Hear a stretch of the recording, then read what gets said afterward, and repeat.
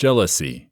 Guide to Overcoming the Green Monster of Envy and Jealousy. Written by Crystal Taylor. Narrated by Lynn Roberts. Chapter 1. Jealousy in Relationships. How come a person feels jealous? Maybe the relationship was too weak to begin with? When the relationship is strong and both are committed, should one feel jealous at all? Or is there something in a person's genes? How can someone be jealous if everything seems to be working out just fine? Does it relate to one's past? Or why must she feel jealous? But jealousy is still a fact of life. It can be there, whether we like it or not. Let's examine better what jealousy is and where it comes from. Let's look at a simple example. Say your son or daughter loves your neighbors, and she or he is every bit mindful to them. Can you feel jealous of this or proud of this? Can you try to remove your son or daughter from the neighbors or forbid them to go? Can you confront the neighbors? You might do nothing at all. What if your little one is substituted with your partner? Your reaction might be entirely different. If so, why? What's the difference in both situations? It's the suspicion, the fantasy, and the imagination that something might be happening. The primary difference is belief. You have a complete belief that the child might run around and have fun with lots of people around the day. But he or she will go back to you during the night, or when they're hungry, or maybe hurt. Am I right? It's not necessary to share the exact same belief together with your lover or spouse. And that's the primary reason for jealousy. Somewhere in your thoughts, you're always curious about how you look, your intelligence, your relationship skills, and all sorts of additional factors that could break your relationship, making your partner more vulnerable to get into another relationship. Can any relationship that is dependent on such slippery ideas be considered a happy relationship? Will it survive the test of time effortlessly? No. The easiest way out would be to discuss without hesitation everything in your thoughts together with your spouse or lover and expose all of your fears. Be totally open. Try to discover everything that is incorporated in the mind of the partner in the same manner. Discuss everything and choose whatever is the best option, because your relationship is not going anywhere soon. Give that commitment and take that commitment in exchange, and revel in life forever without bothering about jealousy. If, in the end of the day, the two of you arrived at the conclusion that it isn't working anymore, the commitment isn't strong enough for one another, and then perhaps you should create a clean break. Jealousy is available in our mind because we do not know the romance and commitment. Take proper care of that to live a contented life. Understanding the true reason you're battling with a jealousy relationship ordeal is intensely liberating. In the end, when you're consumed with jealousy, it's not hard to think that your life is spinning unmanageably. Once you have taken the logical steps to repair this sort of feeling, you will notice that your circumstances are not as overwhelming as they appear to be. The important thing to defeating your feelings of jealousy is conversation. In the end, among the greatest reasons for envious feelings is unvoiced grudges. You might quietly detest someone for winning a tournament or scoring greater on the test than you. You might sit, tense and unhappy, as someone compliments your romantic partner. However, in voicing the origin of the unhappiness, you are able to steer clear of the trouble of jealousy relationships prior to beginning.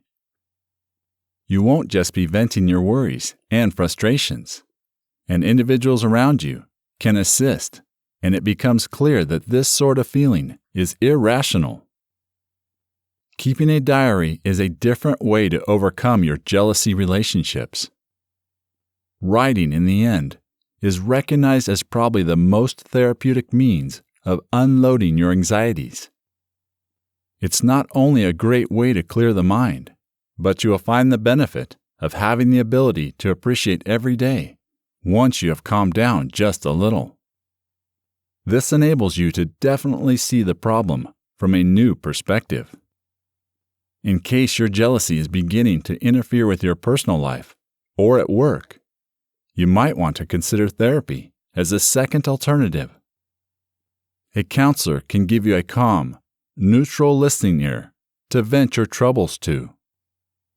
In contrast to your friends or family members, there's no bias or reluctance to let you know exactly what you ought to know.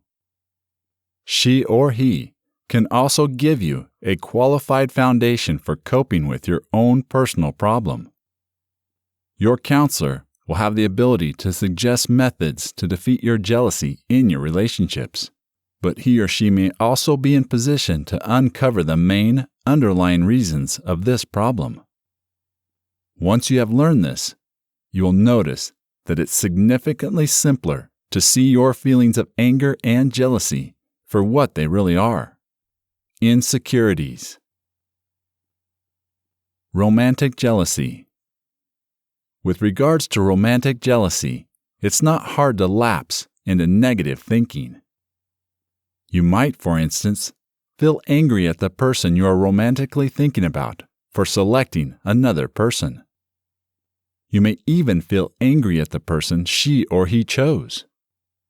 You might want to check into this relationship and confront them to ultimately choose her or him or you. This sort of feeling is totally natural, and you should not be embarrassed about it. However, you should not permit these feelings to rule your life either. What you do with it is what matters most. Even though the disappointment might be crushing, it will not last forever.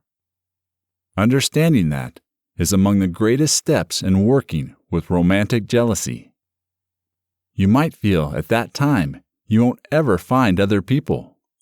However, after a while, the tough immediacy of those feelings will fade, and you will notice that this incident is virtually no need to resign you to a life filled with unhappiness. You will find someone else, most likely, and there is a lot of comfort in that. How will you overcome romantic jealousy? While the passing of time is oftentimes essential for the process of recovery, there are lots of other methods for you to ease your discomfort. Romantic feelings come and go. Just understand that it has a lot to do with hormones, social pressure, oxytocin, dopamine, and other circumstances. It can be related to the feelings of loss and mourning, the same feelings people have when a loved one dies, in a change of plans. We as humans typically like to know what will happen in the future, but we just don't. I remember I dated a guy, and when it was over between us, I was pretty upset. Not devastated, I guess, but it still hurt, and a long relationship had ended in a bad way. Little did I know I would meet my wonderful husband-to-be a few months later. Chapter 2. Pathology. Pathological envy is an intense conviction that the romantic partner has been unfaithful. This might lead the individual to control their family member, enough where they restrict telephone calls and forbid them to speak with other people. Because of this, they've tightly controlled every facet of their partner's life, and they still remain convinced that it may still happen. Does this seem familiar? when you get confronted with any of this, be assured that you are not alone. It happens all the time, even when people try to hide it from the world. If you see your partner acting abnormally possessive, confront them about this. Question them why they think they are doing this, and why they want to control you a lot.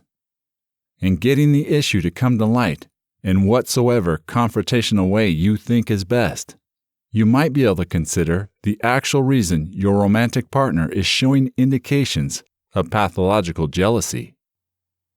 Should you still need to make your relationship work, you can visit a couples counselor relating to your partner's pathological jealousy. Especially when it comes to pathology, counselors can help. If you think your partner's actions are rooted in mental illness, you might want to consider visiting a mental health specialist, because these professionals can prescribe medicine in addition to advice and encouragement. You may even be thinking about group therapy for you and your partner's pathological jealousy. You won't just have the ability to vent your troubles. You'll be able to understand them and also learn from others. Pathological jealousy might have devastating effects on any relationship. In trying to help cure you and your partner's irrational anger, anxiety, and depression, you're both doing your part to develop like a devoted couple. However, if you think your partner isn't improving, you might want to consider ending the relationship. You might have seen Dr. Phil shows in which some relationships were impossible to heal. In the end, pathological jealousy of this level can lead you to being seriously injured, physically, psychologically, and/or emotionally. Chapter 3. Retroactive Jealousy. Retroactive jealousy is a rare and not commonly acknowledged problem that nonetheless affects many relationships. Basically, this type of jealousy is when you're envious of your partner's previous partners. This can be from you dwelling over the truth that an old partner had a better job than you, to believing that the previous partner was more physically attractive or better in bed. Surprisingly, retroactive jealousy is one thing that disturbs both women and men. It is possible to overcome this sort of feeling, however. Listed here are a couple of tips about how to do that the best way. The most crucial key to solving retroactive jealousy would be to acknowledge this is not an issue that's brought on you by your lover. Neither is it an issue stemming out of your partner's other relationships. What many don't understand is simply that the true cause of the conflict is that you are insecure or afraid, and in retroactive jealousy, you are keeping these feelings to yourself. Now, don't get me wrong. There are cases in which the partner still has feelings for a previous partner, or compares too much. Anyone who knows the smartest rules of the dating game realizes that bringing up your ex too much is not a good idea. So keep reminding your partner about that if they do. If they need to talk about their ex, let them talk to someone else. Regrettably, shedding your jealousy might not be easy, particularly if your partner's former partner still affects your life in some way. For example, through joint child custody of the children. Oftentimes, you might feel annoyed that the partner once dated is someone you can't understand. However, you need to keep in mind that your partner's past not affect your current relationship. You can start to look at your emotions of jealousy by discussing them in more detail together with your partner. Let her or him know your feelings. Discussing your problems prior to beginning to fester is an integral part of a good relationship. Another essential part of putting your emotions of jealousy behind you would be to examine yourself. Do you experience feelings of insecurity within the understanding that the partner once dated others? Instead of endlessly evaluating your appearance, paycheck, or other attributes of your partner's past relationships, attempt to recall the positive attributes that the partner so adores in regards to you. And remember, eventually, your partner chose you, not the others. Finally, in case your low self-esteem causes your emotions of retroactive jealousy to break out, try distancing yourself from them. Can there be a way to improve your confidence and improve yourself? If that's the case, take matters into your own hands. In case your insecurities are unsolvable, do your very best to put them behind you. Nobody is perfect. Chapter 4. Sibling Rivalry. Surprisingly, brother or sister jealousy occurs more frequently than lots of people think. Many reasons exist why brothers and sisters can experience feelings of envy at practically all ages. Listed here are a couple of ideas to consider when tackling the issue of brother or sister jealousy. Have you noticed that your kids have brother or sister envy in a youthful age? If that's the case, it might be essential to sit them down and discuss the situation. Inform them frequently that you don't love any child more than the other. Do not show visible indications of favoritism. Try to make your children go over specific occurrences that could invoke feelings of envy. By doing this, you might uncover just why they have this misconception and stop the development of grudges and ill feelings. If you're experiencing sibling rivalry together with your brother or sister, possibly you're ready to sit down and talk to her or him about this. You might initially be reluctant to go over the problem, but over time, you will be much happier than if you simply endured. In mastering what's making the other brother or sister envious, you'll be able to arrive at an awareness relating to your role in their envy. Sibling rivalry can start as early as 2 years old.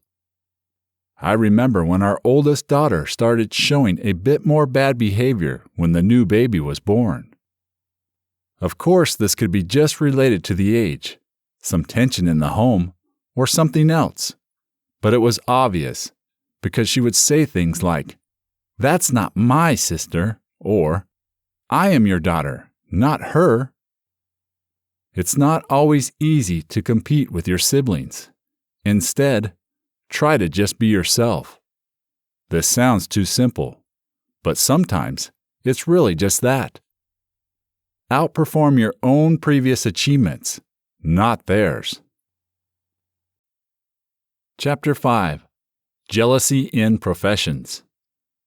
Jealousy at work is not an infrequent phenomenon. Regrettably, envy among coworkers could possibly range from heartless gossip to serious conflicts at work. Whether someone else is in charge who would like to make certain that the employees stick to good terms, or you have work-related jealousy yourself, you will find advantages to overcoming professional jealousy. With regards to confronting professional jealousy, you need to solve the origin of conflict as quickly as possible. Professional jealousy, somewhat, is much harder to handle than usual installments of jealousy. Sometimes, you might be unable to confront the individual you're envious of, nor are you in a position to discuss your emotions together with your boss. However, the purpose of shedding your emotions of professional jealousy is not so your problems are going to be solved, but that you'll be in a position to live contently despite these complaints. In the end, there'll always be good reasons to be envious. The key factor would be to learn to simply accept these reasons and live happily no matter them. Some people will always out-earn you. Accept that.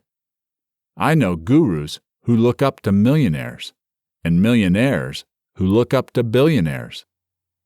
There will always be someone above you, and that's okay, because the people at the top do need the people at the bottom, even though some of them may be reluctant to admit this. In the end, it's much simpler to accept that somebody is cheating their distance to a raise, or just is not like you are, with different talents, than to fear you will never obtain the promotion you have been longing for. With regards to banishing these anxieties, you need to keep in mind that you have been hired for a reason, and you've got valuable skills which are necessary to your organization. Try making a summary of these skills, along with other attributes that you simply feel cause you to be valued over a coworker. Remind yourself during occasions of trouble that you're indeed able to accomplish wonderful things.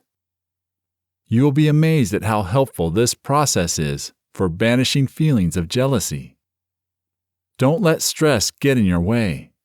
Be patient and look to the future with hope and optimism. Chapter 6. Jealousy in Sports. Allow me to begin by stating the obvious. Whatever the level that the kids in sports compete at, from the recreational to the super serious, the primary reason for your role inside your child's sport is to assist them to learn valuable life training which will ultimately enable them to become happy, highly functional, good individuals, because they can carry these lessons of childhood and adolescence into their adult years.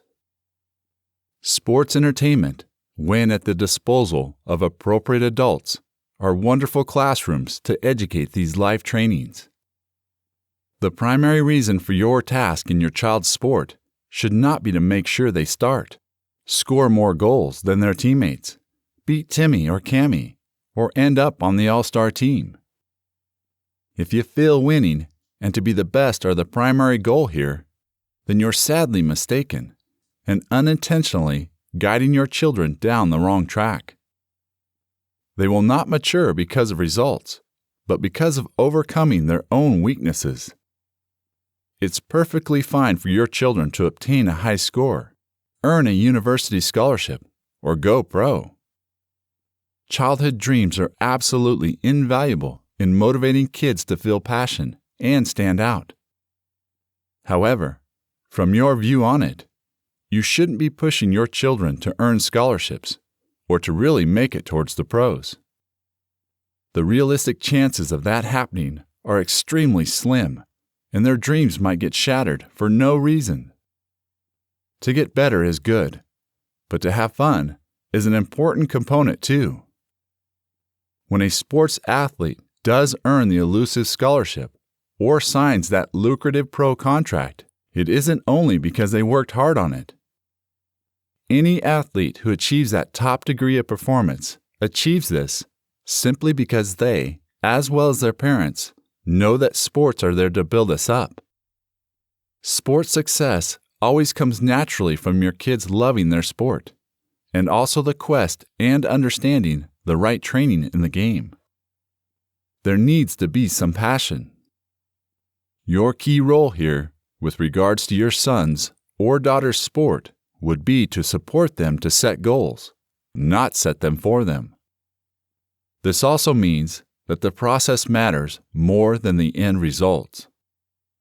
I'm sure you've probably heard of, or are conscious of, parents who mercilessly driven youngster athletes to be successful.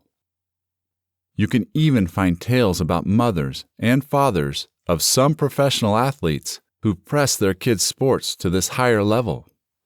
In fact, I personally know someone myself who has done that. Her kids have numerous trophies and medals. But they admit that as soon as they left home, they quit because they didn't care about it. Some people burn up prematurely in distress, while some carry deep and everlasting emotional scars from being forced by their parents' own agendas, scars which are woven through every facet of their lives. You need to keep a long-term perspective. There are many more significant things on the line here than winning, playing time, or who scores what. Training that goes along with effort and sacrifice for the quest for excellence means that you're learning the reality of failure, and that making mistakes and having good sportsmanship, honesty, integrity, respect, and other things matter. Teammates and opponents with fair play, working together, and the necessity to sacrifice me for we by handling failure and success with dignity, and other great stories have made it to the newspapers. The underdog is popular, and there's a reason for that.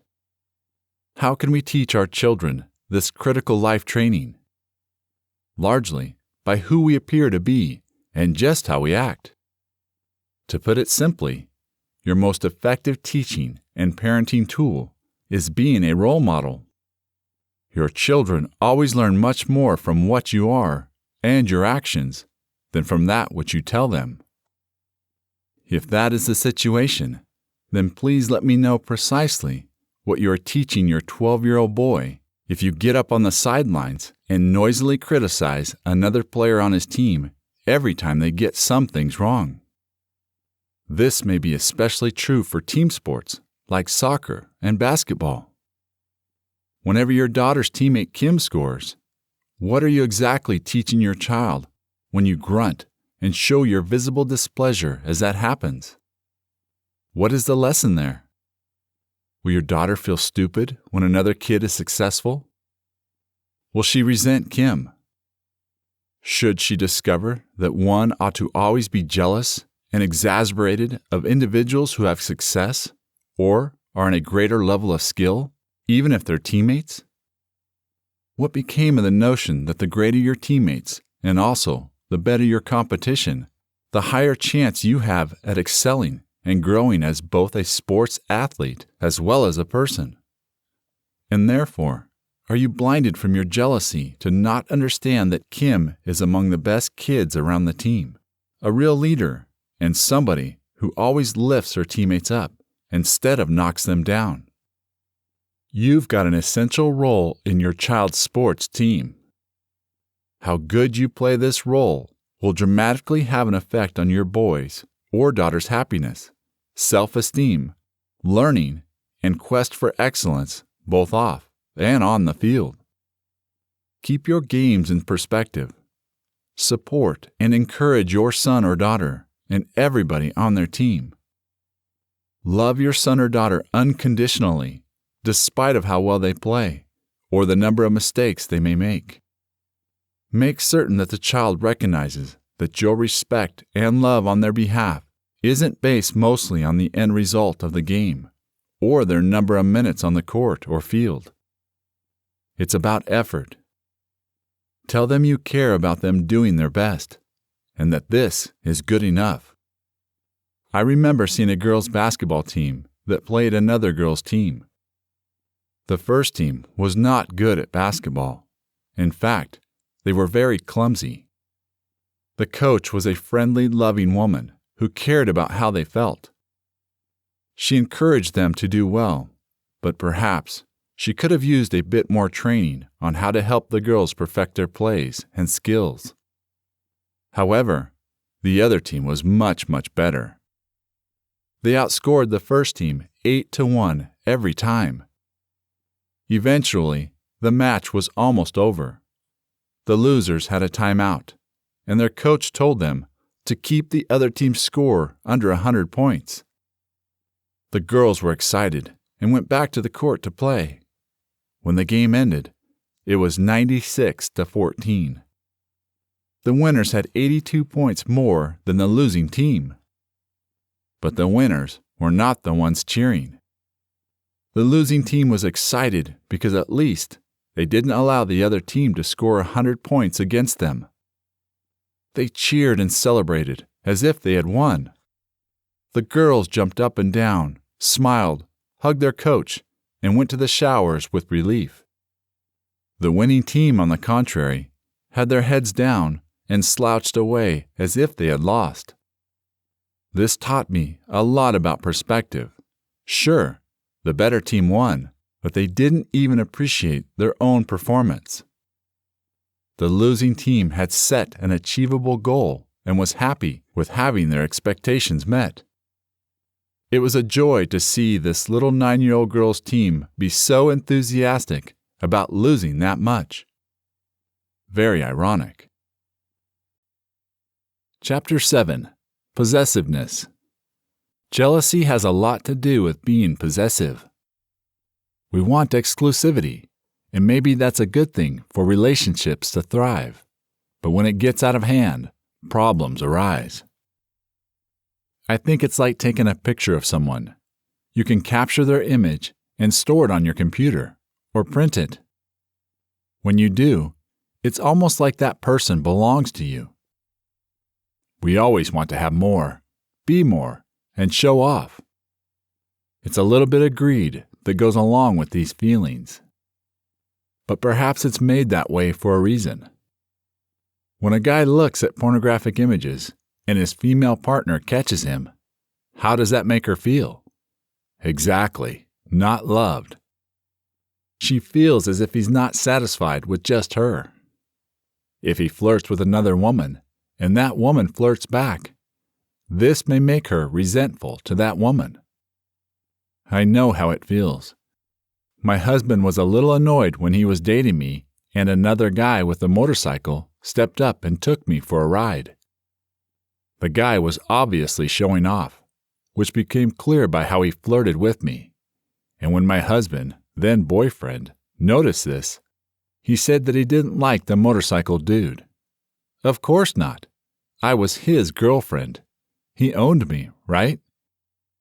And maybe this instinct allows us to fight for what we want, to protect our families, or to keep our partners from falling into temptation or broken relationships. We try to keep families intact and happy. But sometimes we want everything. We don't like it when someone has more talent, more money, a better partner, an easier life, or whatever. Not because we hate them, but because we want it ourselves. And that's just a harsh reality all of us have to accept every so often. We can't have everything we want, and if we do, then at least not now. We need to wait and work towards what we want to have. Most people do. Chapter 8. Sexual Jealousy. In this chapter, we'll answer the question, how is jealousy related to sex? We already touched on jealousy between siblings, in sports, relationships, and at work.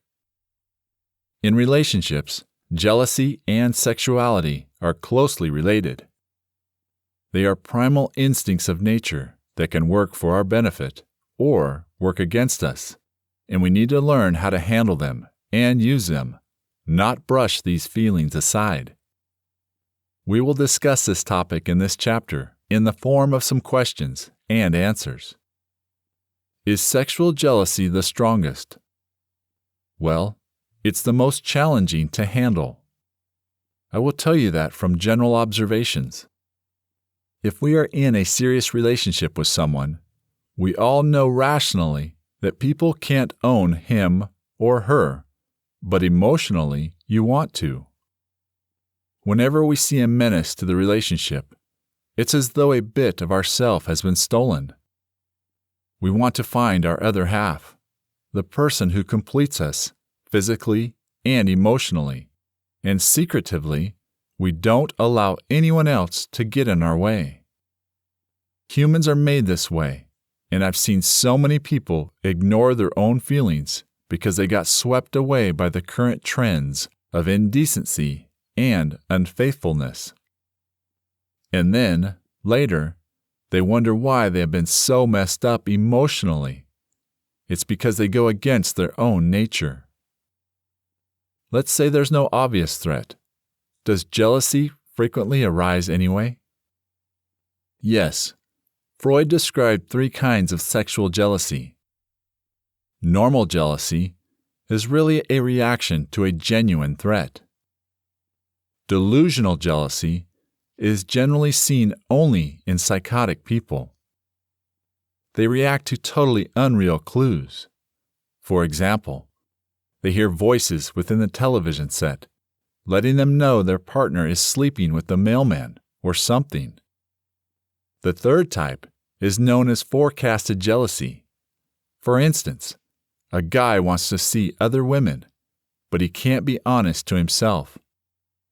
His inner duplicity leads him to suspect his lady, and then he accuses her to do what he himself hopes to do. This sort of jealousy can frequently exist and can lead to suspicion of rivals who have no clues themselves. Exactly what do you mean? A structure contractor I know was exceedingly jealous of men who were at work together with his wife, a lady who managed musical groups. One morning, after she finished an appointment, he exploded. "All right, that's it. Who is this Art guy? You have been talking about him on the phone all week." She responded, "Art who?" He got even angrier. "You know him. Art Nevi or Art Nova." Finally, his wife shot back, "That's Art Nouveau, you idiot." Their marriage soon ended. How else does it arise without a real threat? Insecurity, first and foremost. For example, a few go to a celebration, and someone's partner thinks another is having a good time, but a little too good. Blows to the self-esteem, loss of employment, illness, or simply general feelings of inadequacy make us weaker to jealousy. Are women weaker than men? I'd always heard that, but I found the alternative to be real. It requires more provocation to create a jealous woman. Why? The very first love both sexes know develops from a girl-mom relationship. As a girl matures, she identifies herself as using the mother and incorporates the thought of becoming one herself. So while the possibilities of losing a family member are traumatic, a girl cannot lose that maternal feeling within herself. A guy, though, should always discover that love outside of himself. I have heard many psychologists talk about the first love of a guy, about the first sexual experience, and the oxytocin releases that relate to the bonding process in that guy's brain. It's something that so many men get wrong. They don't wait. They get too curious, and before they know it, their minds have become numb to it, and they have a hard time bonding with their sexual partner because they bonded too much with their previous sexual partners, or even virtual pornographic partners. How frequently do jealous people monitor one another? It's common. They begin dealing with wastebaskets, checking phone bills for strange figures, driving past a lover's house to determine what cars are parked there, etc. Frequently, they hire a professional spy. Private detectives let me know jealousy surveillance may be their main business venture. Is violence unusual? About 4 or 5 people I interviewed accepted they'd crashed into their lover's car using their own vehicle. Car revenge isn't unusual. Same with tossing dishes and ripping up clothing. A friend once rented an indecent movie and then watched his furniture destroyed by his lover. This isn't just done by psychopaths. I remember talking to a girl who found her parents dead in their home.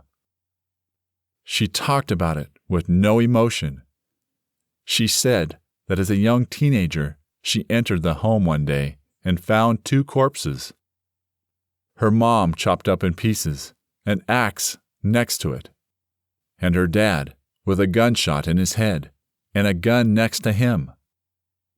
When I asked her why he had done this, she said it was all because her mother had cheated on him. You think that violence can be a healthy outlet?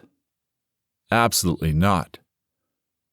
Later, these folks think back and are traumatized or embarrassed with themselves, even when it's not an extreme case like with a teenage girl. Today, people wish to be liberated, yet jealous feelings obstruct them from feeling that way. People don't like succumbing to such irrational feelings. They believe they ought to have outgrown such feelings. They know that they have to grow up, but they struggle to do so. So have liberation and feminism not reduced jealousy? On the contrary, jealousy is rising. More women working out of the home, for example, means more social situations and much more possibilities for jealousy to arise. Competition and expectations have increased. Satisfaction rates are dropping and stress levels are rising. Some parts of feminism may not have been the best for society's happiness. Have you discovered that any open marriages have worked? No. Generally, each partner was in a relationship with others simultaneously, and also to exactly the same degree. Also, the folks had made the decision at the onset of the relationship that they are likely to be open sexually. Plus, they had discussed freely together what types of things made them jealous. Just being honest and open doesn't mean you should start once your lover feels tricked. People are often in self-denial as well. A partner may not admit that he or she will be jealous if the other person sleeps with another person, either to justify doing the same or not to be embarrassed about weak feelings of jealousy and having an attitude of being cool about everything. But secretly, feelings arise anyway, and if a partner spends more time with someone else, people tend to feel left out, alone, frustrated, or neglected. Romantic love has to be exclusive. What else could you say about individuals who claim they never get jealous? They're either very secure people in an exceedingly good relationship, plus they truly don't have any reason for jealousy, or they aren't able to get near to others, or they are lying or denying the truth. Should you not care deeply for other people, then you definitely won't get jealous. Frequently, individuals who can't get close to others have sooner or later experienced such painful jealousy that after that, they guard themselves to the extreme to never feel that way again. That's not unusual, and it often happens in their childhood. How will you increase peace of mind and trust? People who have the tendency to cheat need to look at their partner as someone who is irreplaceable, even when they have weaknesses or when they get bored with them. I remember talking to someone who mentioned that his wife was so good-looking that she didn't have to worry about him ever looking at porn, because it would be a downgrade.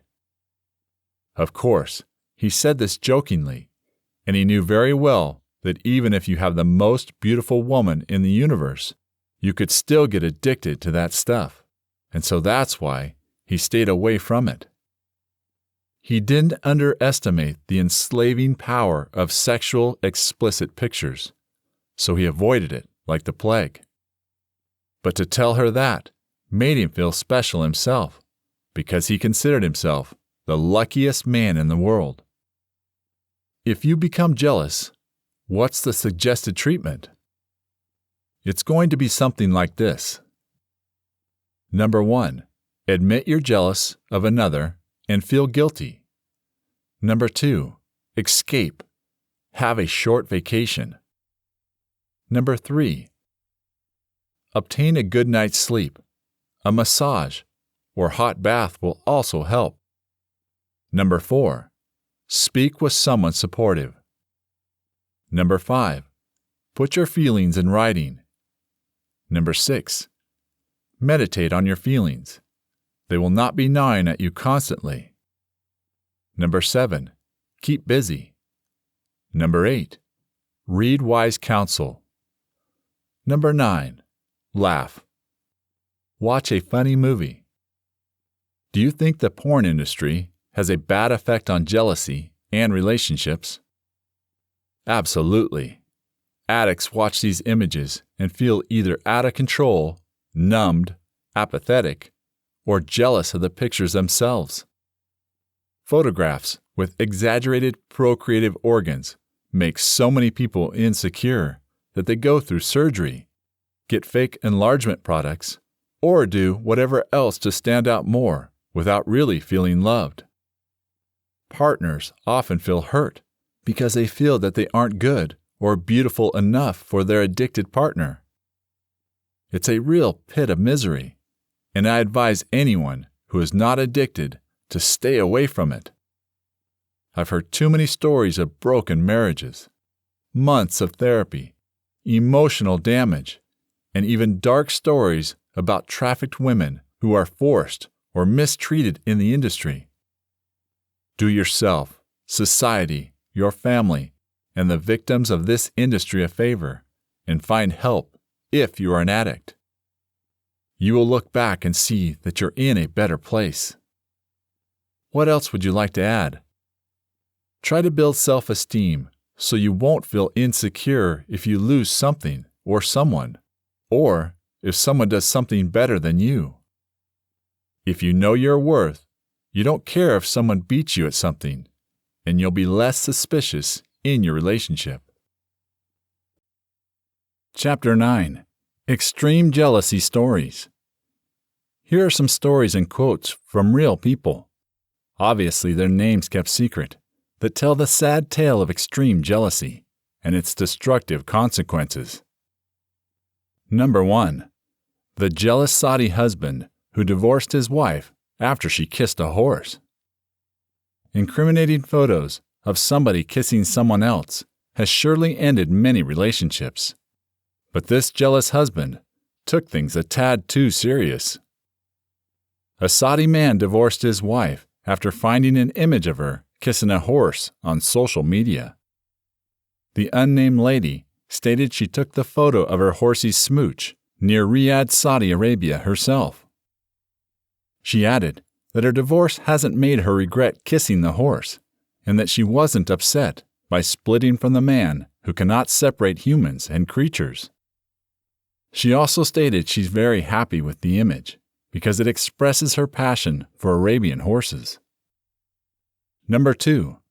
Britain's most jealous lady makes her man have a lie detector test each time he leaves the home.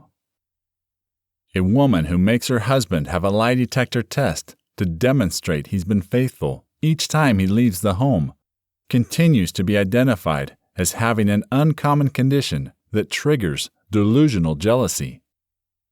She is very paranoid that her partner will cheat, so she also checks his phone, email, and bank statements several times each day for proof of infidelity. The husband, who began dating her once they met via a friend, is even banned from watching women on TV or looking at images of them in gossip columns. Doctors found the lady is struggling with Othello syndrome, a psychological disorder which causes sufferers to think their partners happen to be unfaithful, even without evidence.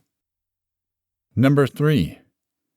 The jealous boyfriend who used a fundraising event to crash girlfriend's spring break vacation. Miami, Florida, is among the most widely used vacation destinations within the United States.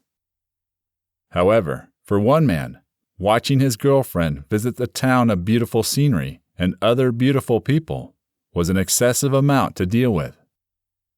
He began a fundraising event to boost enough money to go to Miami, to go along with his girlfriend, so she would not be enticed to cheat on him during spring break. He made his original plea online, where he danced an excellent line between devoted boyfriend and bona fide stalker. Apparently, he got $360 from 29 different donations in only 8 days online. He later updated his page to make everybody realize that he and his girlfriend had met up and they were enjoying their spring break together. Number 4. The man who had been forced to choose between his girlfriend and jealous ex-partner after both jumped into a river to determine who he would save first. A guy found himself in a sticky situation when his current girlfriend and the ex put both themselves right into a river to determine which one he loved the most. This happened in China, and the boyfriend had decided, after some conflicts, to bring them together. Once they were all in Ningbo, in eastern China's Xinjiang province, the problem went from bad to worse. The women started quarreling. The man's ex-girlfriend felt insulted with a comment made by his current girlfriend, so she leaped into the river, provoking her former lover to save her. His current girlfriend, fearing he might indeed begin to save his ex-lover, then leaped in too. The guy fixed the problem by jumping in the water in order to save his current girlfriend, after which he took to the hospital.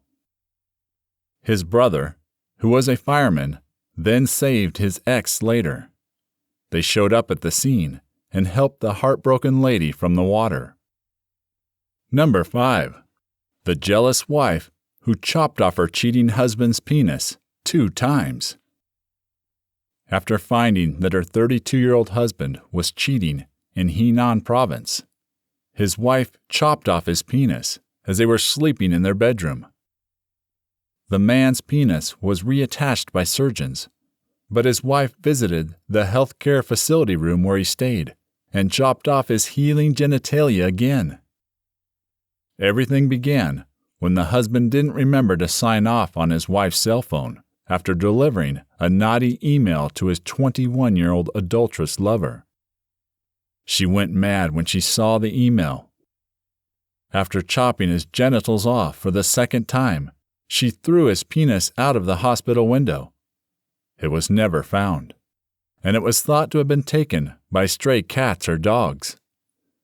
And it gets worse, because after that, a porn company offered him a job, willing to help him out financially and doing more surgery to restore his manhood. Number 6. The president who gave the right response to a woman's jealous boyfriend. A voter standing beside the President of the United States because he was casting his early ballot for the 2014 midterm elections in Chicago cautioned the commander-in-chief and said, "Don't touch my girlfriend." The man was waiting with his girlfriend when President Barack Obama showed up in the station in Chicago.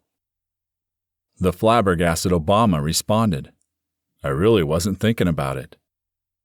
Number 7. The man who assaulted his ex-girlfriend with a cornetto. In November 2014, an ex-boyfriend who got jealous when his former partner told him she was seeing another person assaulted her with a cornetto. The furious man reacted by grabbing a cornetto that one of the 2 kids was eating and attempted to stuff it into her mouth. She called for the police, but the last thing a police operator heard was the sound of her screaming. The mother was left with a face filled with frozen treats, a broken lip, and a bruised face.